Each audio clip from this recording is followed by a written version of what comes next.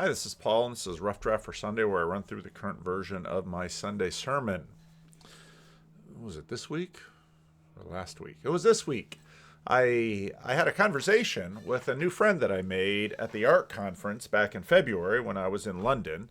His name is Father Matthew Brown, and he is an Orthodox priest in Manhattan, New York. And we talked about a whole range of things. We really hit it off. He actually lives in Glen Rock, place that near where I grew up in Patterson. We had a lot of commonalities to talk. It was just wonderful meeting him. His wife came to the dinner that we had, so it was really great.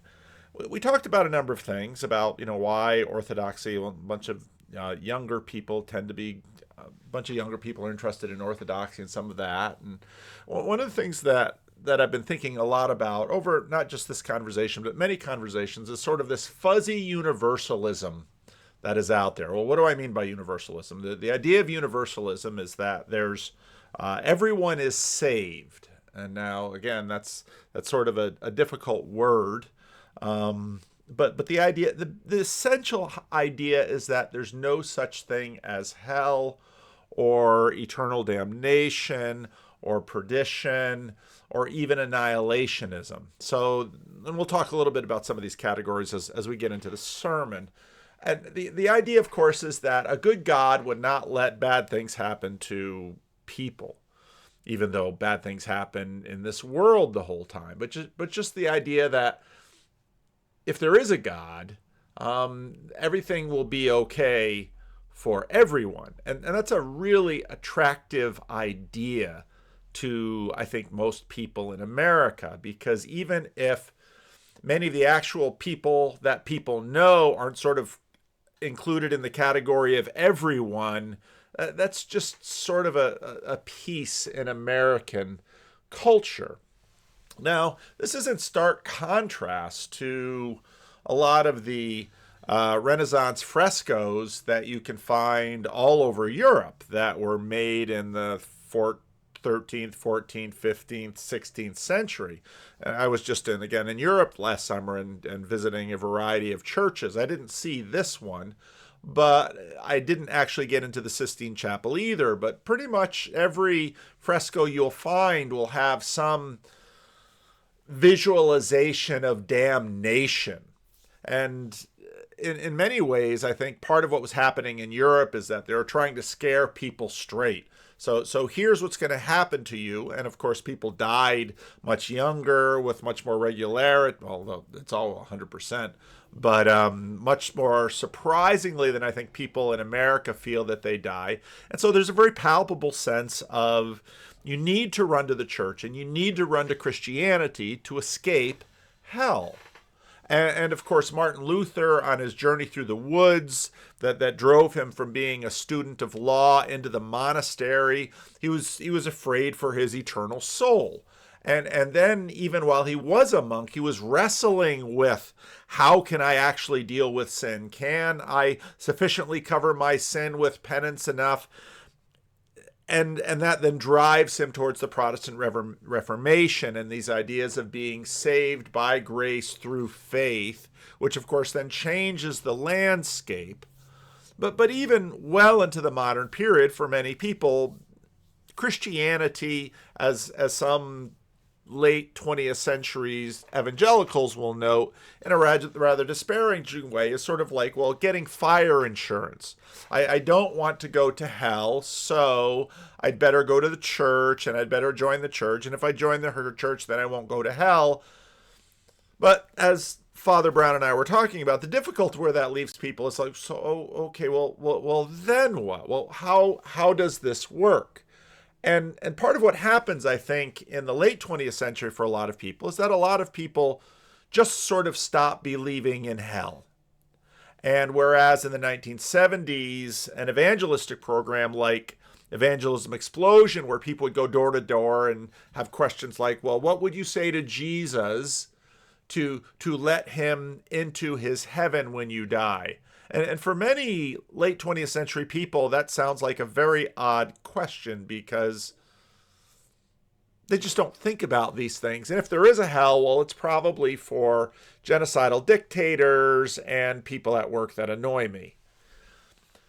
Over the course of church history, the question of eternal salvation and punishment has been a long one, and you can find very notable names and figures that some say, well, there's universal salvation, or some say, well, we're not exactly sure. And, even John Stott there is on the list of being, annihilationist, that, well, good people enjoy a blissed eternity with Christ, but bad people poof out of existence. But of course, Augustine, Luther, and John Calvin continued to believe in eternal punishment for the unrepentant. Now, I think part of what happened in the culture today with sort of the disbelief in hell is an accompanying assurance that, well, salvation and religion is pretty much under my control. I want to do-it-yourself religion, and whether that is trying to be a good person so that if there is an afterlife, surely a reasonable God wouldn't punish me for anything because I'm like all the children of Lake Wobegon, at least better than average. But for a lot of people with skepticism about the afterlife, life is about, well, doing the right things to achieve what you want. And so, if you want the kind of body like this guy has, well, you'd better go to the gym, and you'd better maybe have a carb diet, and you'd better exercise. And so he gets up like 3:30 in the morning. And in fact, this was sort of a meme on TikTok and Twitter where people would sort of post their morning routines. And you sort of get a sense of all of the ideals of a society by looking at how this young man has arranged his life. And he clearly has a beautiful apartment, and he's very disciplined, and he's got I really don't know what those face baths are like. And now he's Zooming, and I don't know if this woman is his assistant or his wife or who she is, but she nicely serves him breakfast at his ultra clean desk in the morning, and the next day it just starts all over again, and off he goes. When personal anxiety about eternal condemnation waned, so did church loyalty. And the church, going to church give you a body like that? Doesn't seem so. Well, how about a job like that, an apartment like that, and a wife like that, and all of those things which sort of make up the good life? And of course, also politics sort of becomes religion for people. And so when people go to church today, even if they decide to go to church, maybe they decide that, well, church is about self-improvement. So if I can realistically believe that the church will help me be a better person, then maybe I'll go. Now, of course, once you have this muscle-bound, zero-fat, very wealthy, very fortunate person, kind of regular people on the internet are going to say, well, you kind of know what my morning routine looks like. And I think this was one of the funniest out there. And truth be told, if we have to sort of pick between, well, we might want to imagine our life is like him, but it's probably a little bit more like her. And I've never been to a gun range. So she dips her face in, I don't know, gin or vodka or something. And then she takes her nap, and she watches The Price is Right, and she can do a chin-up. Good for her. She yells at her grandson who's worthlessly playing video games, maybe volunteers down at the food bank, and shoots off some more rounds from an attack helicopter. And then the next day it starts all over again, waking at the break of noon. And between these two things, you sort of get a sense of modern life. Now, today we have Jesus' most famous parable. We covered the parable of the Good Samaritan, the parable of the prodigal son, and this week we have the parable of Lazarus and the rich man. And part of the reason I usually don't try to tell you what the parables are is that for most of you who've heard these parables, and sometimes for a long time, these parables are pre-heard. What I mean by that is, once you know what parable I'm going to read, your brain just sort of switches off and you wait till I get to the end of it because the parable is map territory. You already sort of know. You don't even have to listen. There was a rich man who was dressed in purple and fine linen and lived in luxury every day. Almost sounds like the dude with all the muscles. At the gate was laid a beggar named Lazarus, covered with sores and longing to eat what fell from the rich man's table. Even the dogs came and licked his sores. The time came when the beggar died, and the angel carried him to Abram's side. The rich man also died and was buried. In Hades, where he was tormented, he looked up and saw Abraham far away, with Lazarus by his side. So he called to him, "Father Abraham, have pity on me and send Lazarus to dip the tip of his finger in the water and cool my tongue, because I am in agony in this fire." I think a lot of people are sort of caught in the middle of this, because on one hand, I'm uneasy with afterlife punishment, but on the other hand, this dude certainly deserves it, because, come on, poor old Lazarus there by your door, and you're just swimming in self-indulgence, and you have nothing for the poor guy. But Abraham replied, "Son, remember that in your lifetime you received good things, while Lazarus received bad things. But now he is comforted here, and you are in agony. And beside all this, between us and you, a great chasm has been set in place, so that those who want to go from here to you cannot, nor can anyone cross over from there to us."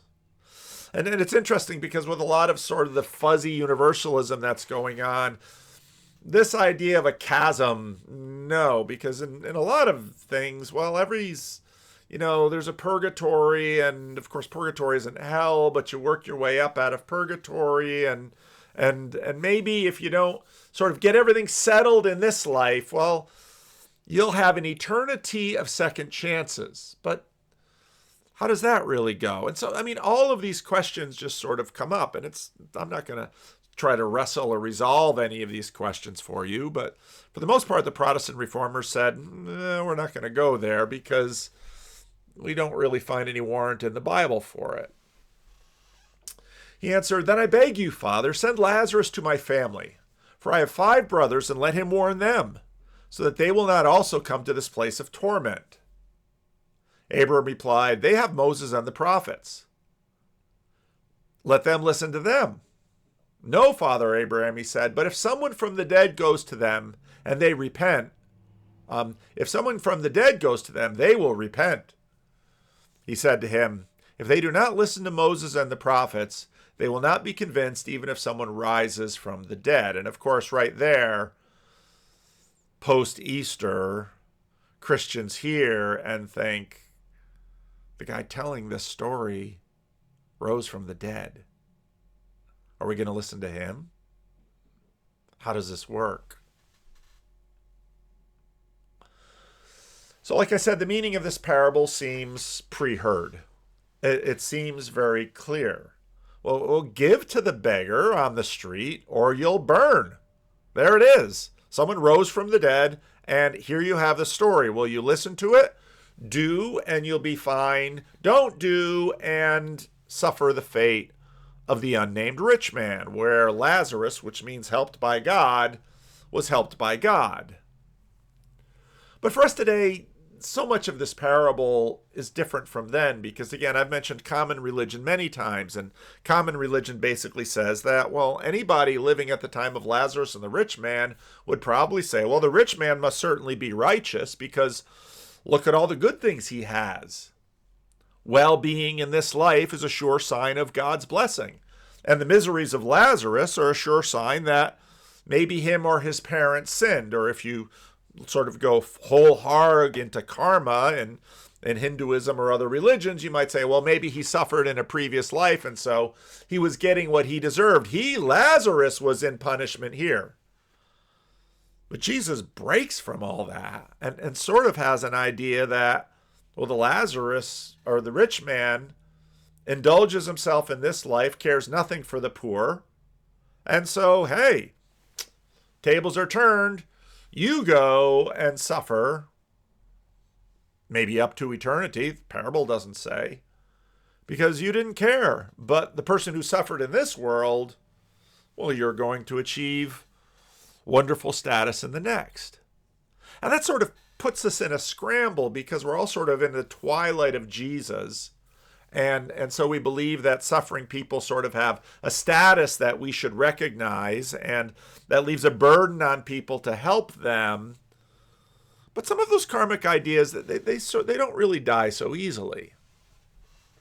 And in fact, we tend to secularize the whole thing with our skepticism about an afterlife. And so, well, really, which one do you want to be? I mean, the dude with all the muscles and the beautiful apartment and the great views, and either the servant or the wife that brings in breakfast to his computer?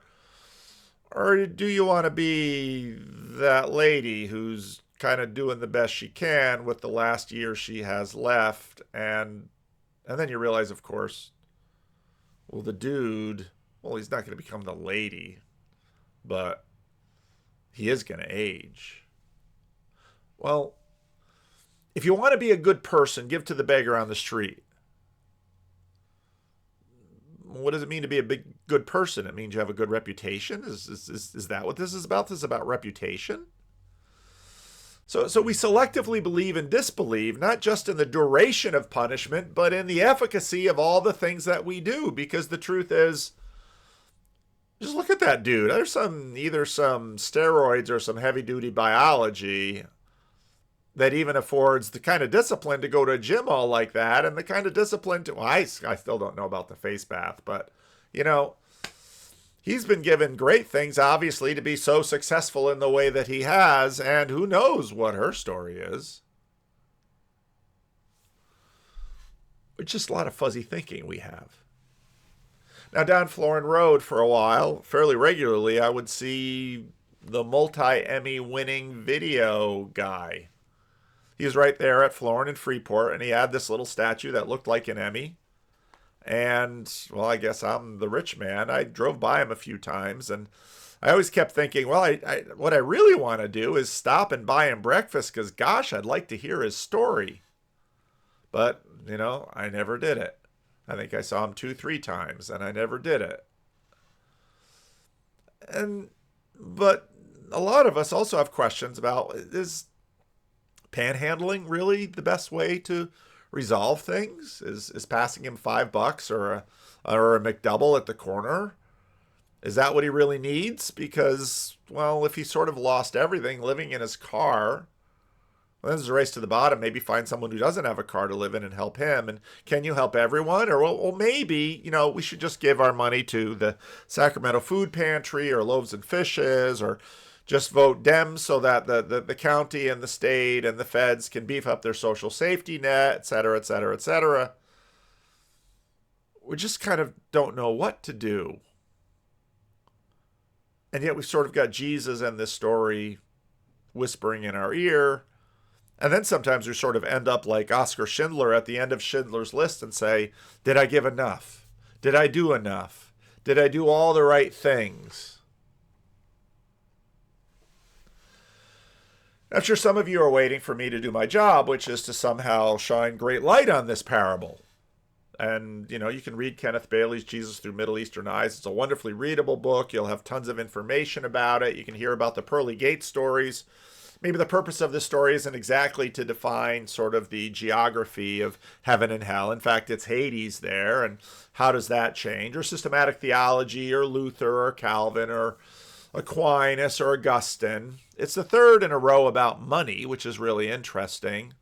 But you have the lost son who squanders his money. You have the crooked manager who uses his master's money to gain earthly reputation so he doesn't have to work and his master praises him. Fascinating parable. And then you have Lazarus and the rich man. Now, the power of these stories, however, is in the fact that your pre-hearing of the story, if I'm going to say this sermon to overturn what the story means, well, I can't really do that, because none of the fancy reading or Greek language or historical background or any of that sort of overturns the parable in terms of the most obvious rendering, which is the wealthy man had it all wrong. He should have been kind to Lazarus. And in fact, the fact that he was laid at the community means that everyone knew that. Almsgiving is it's not something that's necessarily, despite the fact, necessarily difficult to understand, despite the fact that we don't quite always know what to do with each individual case. Now, whether realized or anticipated salvation or damnation, we stumble in the application. Because even if you see, well, yeah, obviously, don't just indulge yourself in wealth and leave the poor to their misery, but how? That's kind of the point. And in fact, just because the point is made clearly to you, and even if you embrace it, it doesn't necessarily help in the application.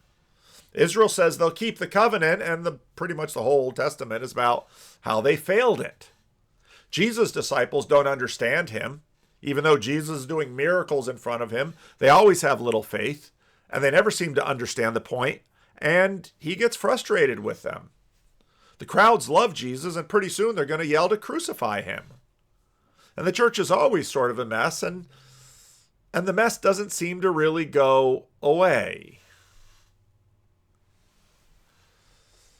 Now, of course, it's a morality tale as such, and the fact that this beggar is laid at the gate means that probably every day, well-meaning people who had less money than the rich man would bring the beggar back and forth to the rich man, actually, probably more in the mind of the culture, giving the rich man a chance to say, hey, buddy, you might want to consider giving this guy a little something from your table. And wrestling with that. Because a poor person, before Social Security, before all of these things, was just sort of helped and kept along by the town. Begging was a part of the village. Now, the unnamed, less important man is relieved in eternity while the other is tormented. Whoops, I got to fix that. That's just wrong. So the unnamed, less important man is tormented in eternity while Lazarus is relieved. And again, as I mentioned, this undoes the assumption of common religion. So the message of the tale is clear. Be generous with the poor. Well, what does that mean? Well, you're going to have to figure out how to apply that because, as many have noted, helping poor people, well, just giving them $5 might make you feel better. But is it actually helping?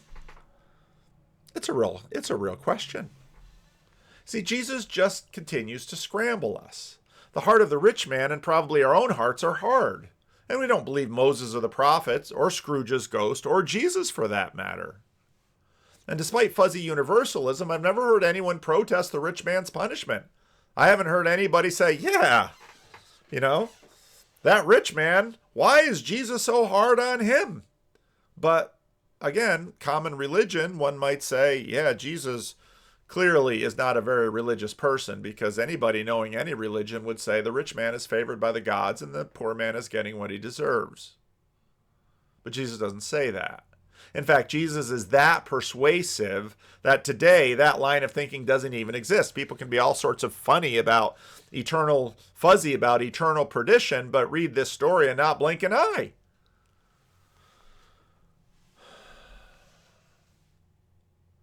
And yet the rest of the story, some of the people who heard Jesus' parables, well, some of them I'm sure were faithful almsgivers, and some of them won't be. And some of them will cheer him on to Jerusalem on Palm Sunday, and some of them will shout, crucify him. There's probably some who did both. And he will die at the hands of his enemies, asking his heavenly Father to forgive them because they don't know what they are doing, even while his friends hide in fear. None of this is controversial. All of this we all know. It is the way of the world, and it is the story that we have. And Jesus will rise from the dead, and we still don't listen to him.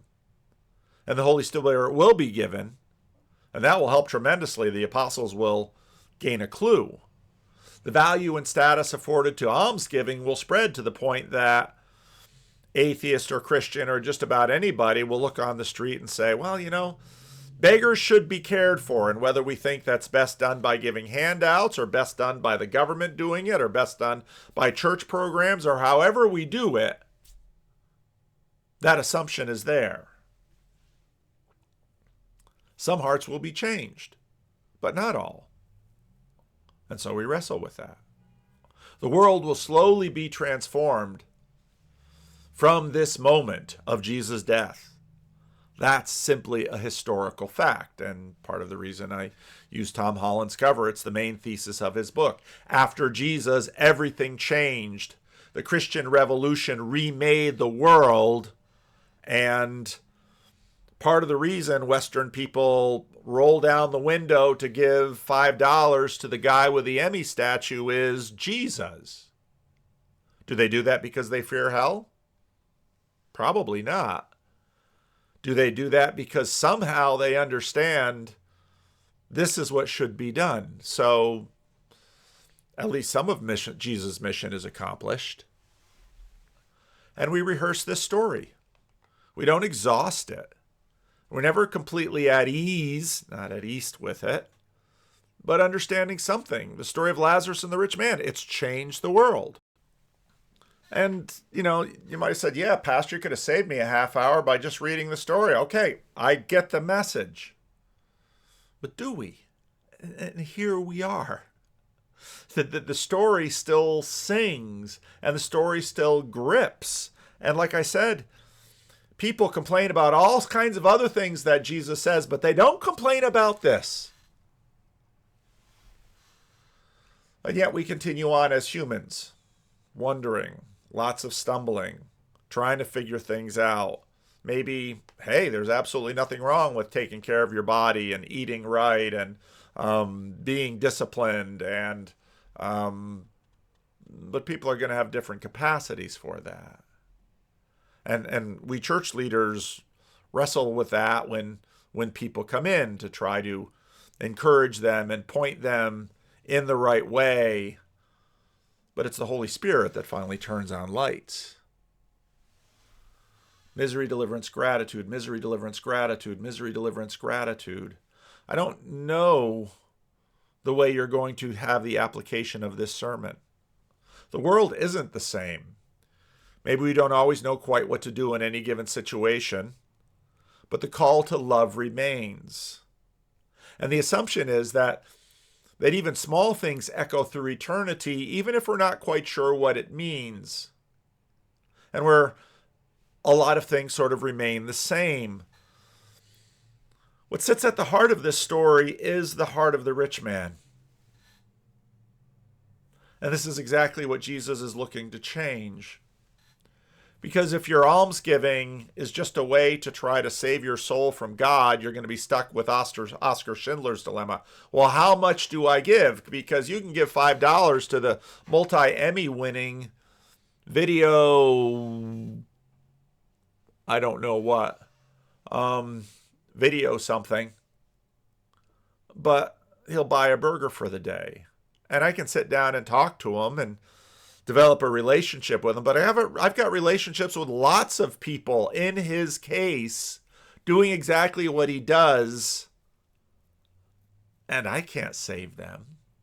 I might relieve their suffering a little bit here and there. I try to put them on the road to help them sort out their life and do a little bit better and get connected with social services or get some medical help or get some psychiatric help or back in charge with their family. I never gave any money to this guy, but yeah, I've got a lot of experience with this.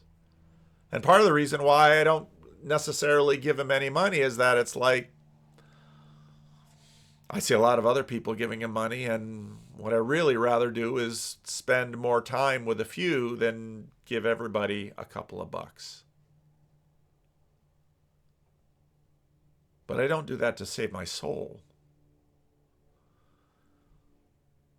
But that story still aches. Back when someone would sleep against my door, this parable just came to mind again and again and again. And even though I wanted to get in my office to do my work, and I didn't want to deal with him because of all of his complicated problems and year after year after year, but, I couldn't just walk over him because of Jesus' parable. It haunted me. There it was. In gratitude, we don't act out fear, but we try to honor what our master loved and be his witness in ways that seem to make sense to us. Misery, deliverance, gratitude. You should listen to Jesus' parable. You should apply Jesus' parable. I don't know exactly how it will look. Maybe it'll look like the villagers who bring the man to the rich man. Maybe it'll look like something else. But listen to Jesus. Follow Jesus. Believe in the salvation he has achieved for you, and then act accordingly in grateful obedience. Amen.